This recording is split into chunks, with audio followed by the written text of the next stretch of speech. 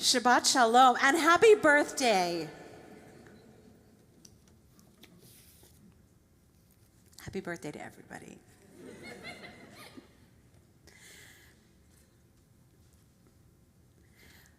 When the Boston Marathon returned to post-pandemic Boston, I decided then and there I would be a runner.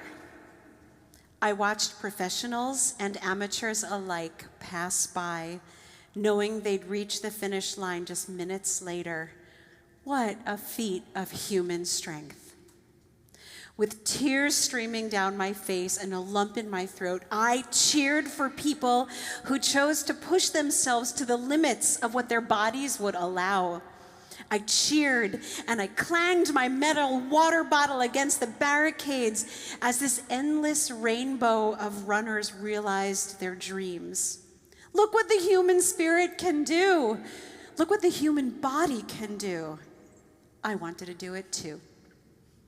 So I bought my sneakers and I listened to coaches and I learned about gait and fuel and when to eat pasta and when to take a leave.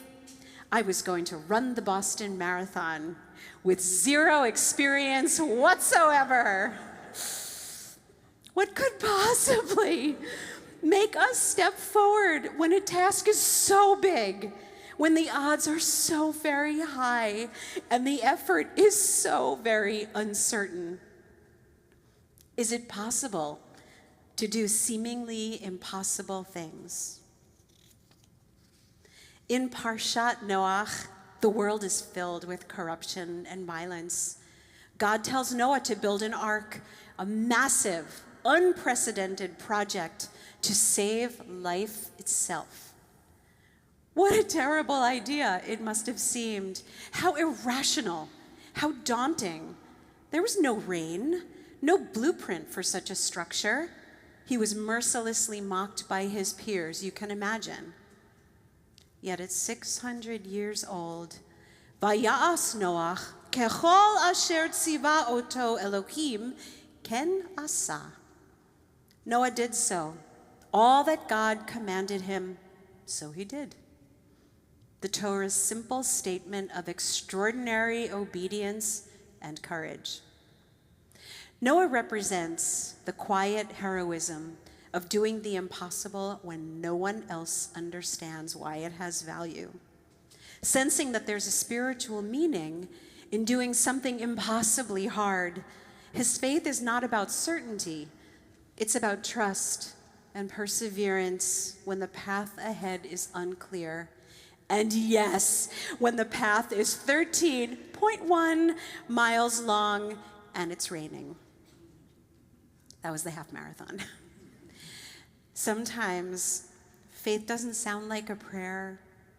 It sounds like hammering wood in dry weather. The story of Noah stands before us, the ark not only a physical refuge, but a mystifying act of courage. It takes faith to begin something when no one else believes in it. It takes humility to follow the instructions step by step, not knowing where it will lead. And like the animals who entered the ark by twosies, I didn't do it alone. I had a partner so steady to keep pace beside me when I wanted to stop, even when I did stop, who reminded me that I could go a little farther, who shared in the laughter and the pain and the water breaks. And that's how we do the impossible together. This is why we study in Chavruta. This is why we have friends, mentors, teachers, coaches. The ark was never meant for one person. It was a vessel of community, pairs of living beings surviving together, sustaining each other. I can imagine the smell.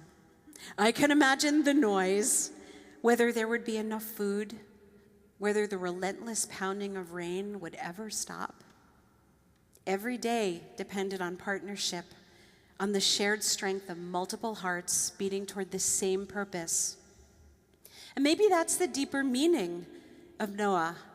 Not just survival, but solidarity. Not just building wood and pitch, but building faith and friendship strong enough to weather any storm. Each of us has our own ark to build. And sometimes it's rebuilding after loss. Sometimes it's showing up for justice or hope when cynicism feels easier. Sometimes it's getting out of bed when grief feels so heavy. The flood looks different for all of us, but the call is the same. Build anyway.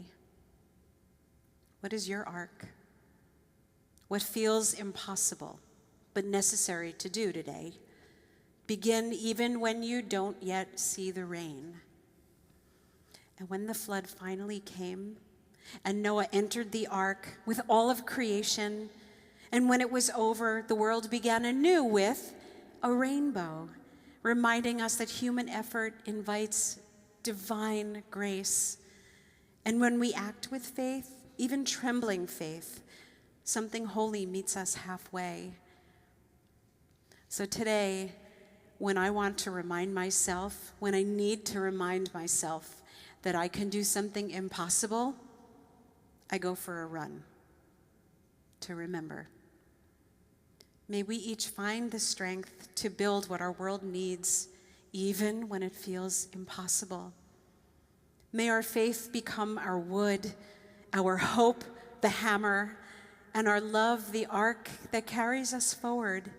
And when you finally stand on dry ground, exhausted and amazed, 2 by 2, you might just look up and see your own rainbow. It turns out that impossible was never as far away as it seemed. Shabbat shalom.